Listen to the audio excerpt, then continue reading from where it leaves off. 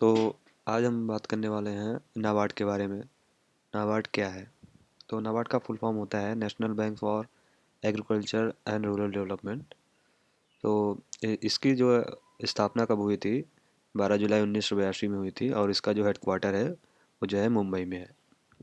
और इसके ऑनर कौन है? तो इसका ऑनर है ministry of finance and government of India, जो है कि वित्त मंत्रालय है, जो पूरा देख रेख वित्त मंत्रालय इसका देखता है। तो इसको बनाने का पर्पस क्या था? नाबार्ड को लाने का पर्पस क्या था? ताकि हमारा जो गांव में एग्रीकल्चर डेवलपमेंट हो सके, रूरल डेवलपमेंट हो सके, और उसमें जो हमारा जो लोन देते हैं किसानों को उसमें और बेहतर प्लानिंग हो सके। अब नाबार्ड को लाने का एक मुख्य कारण ये भी था कि जो पहले साहूकार या जमींदार लोग लोन देते थे किसानों को, बहुत ही हाई इंटरेस्ट पे देते थे, तो उनको बाद में वसूली करने में उनका एक्सप्लॉयटेशन ज़्यादा होता था किसानों का। तो बाद में सरकार ने ये नाबार्ड को लाया, जो कि एक शीर्ष बैंक है अपने इंडिया का, जो है शीर्ष बैंक है जहाँ मुंबई में हेडक्वार्टर है इसका। तो सारी किसानों से रिलेटेड ये सारी चीज़ें, एग्रीकल्चर डेवलपमेंट, रूरल डेवलपमेंट और बाकी जो लोन से रिलेटेड है सारी चीज़ें ये देखता है। ठीक है, अब हम लोग आगे देखते हैं। ये एक एपेक्स रेगुलेटरी बॉडी है for overall regulation of regional rural banks and apex cooperative banks in India. तो ये क्या है? एपेक्स, एपेक्स मतलब होता है सर्वोच्च। ये सबसे ऊंची, सर्वोच्च, टॉप लेवल पर एक रेगुलेटरी बॉडी है जो सारी चीज़ें देखती है, ये नाबार्ड। ओवरऑल सारी चीज़ों को रेगुलेट करती है। किन किन चीज़ों को? Regional rural banks and apex cooperative banks in India. दो तरह के बैंकों से। रीजनल रूरल बैंक्स क्या होते हैं? जो ग्रामीण बैंक होते हैं। जैसे रीजनल रूरल बैंक्स क्या होते हैं, थोड़ा सा इसके बारे में देख लेते हैं। तो ये जो बैंक होते हैं इनकी स्थापना कब हुई थी? 1975, 26 सितंबर को हुई थी। ठीक है। तो अब इसमें क्या क्या आता है? इसको किस उद्देश्य से विकसित किया गया था इन बैंक्स को? कृषि और व्यापार, बाकी जो सारी चीज़ें हमारे उद्योग हैं उनमें उनमें जो लोन प्रोवाइड किए जाते हैं और अन्य सुविधाएं उनको देख रेख के लिए जो है कि रीजनल रूरल बैंक्स को बनाया गया था, क्षेत्रीय ग्रामीण बैंक को। जैसे फॉर एग्जांपल आप लोग यहाँ पर देख सकते हैं, आंध्र प्रदेश ग्रामीण विकास बैंक, प्रगति ग्रामीण bank, Arunachal Pradesh rural bank. तो ये सब क्या है? रीजनल बैंक्स है, जो कि ग्रामीण विकास स्तर पर सारी चीज़ों को देखते हैं छोटे लेवल पर। अब बात करते हैं कोऑपरेटिव बैंक्स की क्या है। तो कोऑपरेटिव बैंक्स क्या होते हैं? कुछ एग्जांपल यहाँ पर देख लेते हैं। जैसे Andaman Nicobar state cooperative banks हो गया, ये असम कोऑपरेटिव अपेक्स बैंक हो गया, बिहार स्टेट कोऑपरेटिव बैंक्स। तो ये दोनों को कौन देखता है? नाबार्ड देखता है। ये जो है नाबार्ड जो है इनको रेगुलेट करता है। ओवरऑल रेगुलेशन कैसे ये चलेंगे, इनका संचालन कैसे होगा, सारी चीज़ों को ये रेगुलेट करेगा नाबार्ड। ठीक है, हम लोग आगे बढ़ते हैं। अब आगे आते हैं। ये क्या है? It is the under of jurisdiction of ministry of finance government of India. Jurisdiction मतलब क्या होता है? अधिकार क्षेत्र।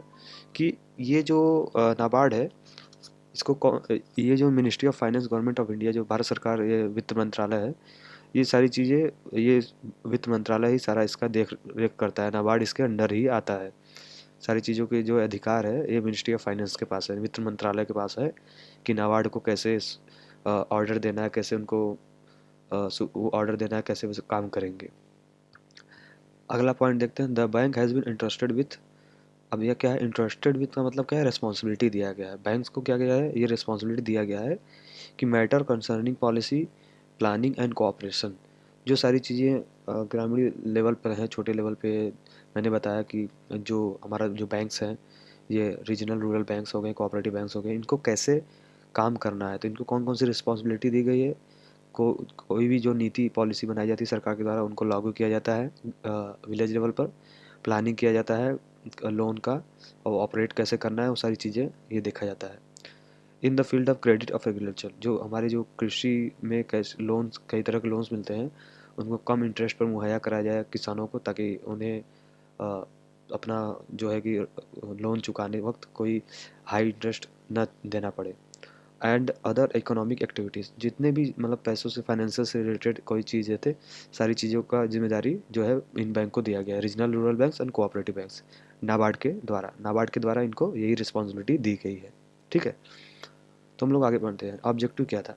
जैसा कि मैंने बताया, पहले क्या होता था, पहले ये नाबार्ड के आने के पहले क्या होता था, किसानों को जब भी दिया जाता था ये साहूकार और ज़मींदारों के द्वारा, तो उनका बहुत ही एक्सप्लॉयटेशन किया जाता था, हाई इंटरेस्ट पर ब्याज मतलब दिया जाता था, और नहीं दे पाते थे तो उनका ज़मीन ले लिया जाता था और उनसे अनाज भी ले लिया जाता था। तो बहुत दिक्कत होता है। उसके बाद ये नाबार्ड आया तो किसानों को कम इंटरेस्ट पर ब्याज मिलना, मतलब ऋण लोन मिलना स्टार्ट हुआ कम इंटरेस्ट पर। तो ऑब्जेक्टिव क्या है हम लोग देख लेते हैं। To give financial assistant for increasing the agriculture production. उनको क्या करना है, फाइनेंशियली इनको सपोर्ट करना कि आपका जो है कृषि बेहतर से बेहतर आपका फसल हो, उसके लिए हम जो भी हो सकता है हम अपनी पूरी सपोर्ट करेंगे, आपको जो भी लोन चाहिए। तो ठीक है क्योंकि फाइनेंशियल असिस्टेंस अगर हमको मिलता है, हो सकता हमको मिल जाए अगर बढ़िया, तो हम बढ़िया बहुत अच्छी तरीके से अपने जो है एग्रीकल्चर का प्रोडक्शन कर सकते हैं। अच्छे से उसका देख रेख करेंगे, सारी चीज़ों का देख करके बेहतर से बेहतर उसमें जो है हम जो है फसल उगा सकेंगे। ठीक है। दूसरा पॉइंट क्या कहता है, to supply the long term need of the rural areas. हमको उनका लॉन्ग टर्म नीड जो रूरल एरियाज़ भी जो हमारी हैं ग्रामीण क्षेत्र, उनमें लॉन्ग टर्म नीड उनका क्या है, उनको सप्लाई करना, उनको देना, पूरा पूरा करना उनका।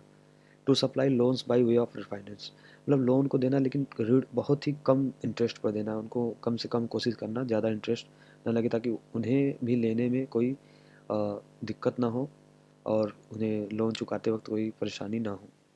To help the small industry, छोटे छोटे उद्योग जो गांव में होते हैं उनको सपोर्ट करना, कॉटेज इंडस्ट्रीज, लघु उद्योग को, एंड आल्सो आर्टिसन, और जो हमारे कारीगर हैं उनको सपोर्ट करना ताकि वो लोग बेहतर से बेहतर अपना काम करें, जो भी उनको ज़रूरत पड़े तो बैंकों से वो लोग लोन ले सकें। To achieve overall rural development, पूरी तरह से रूरल डेवलपमेंट, हमारा ग्राम का विकास हो जाए।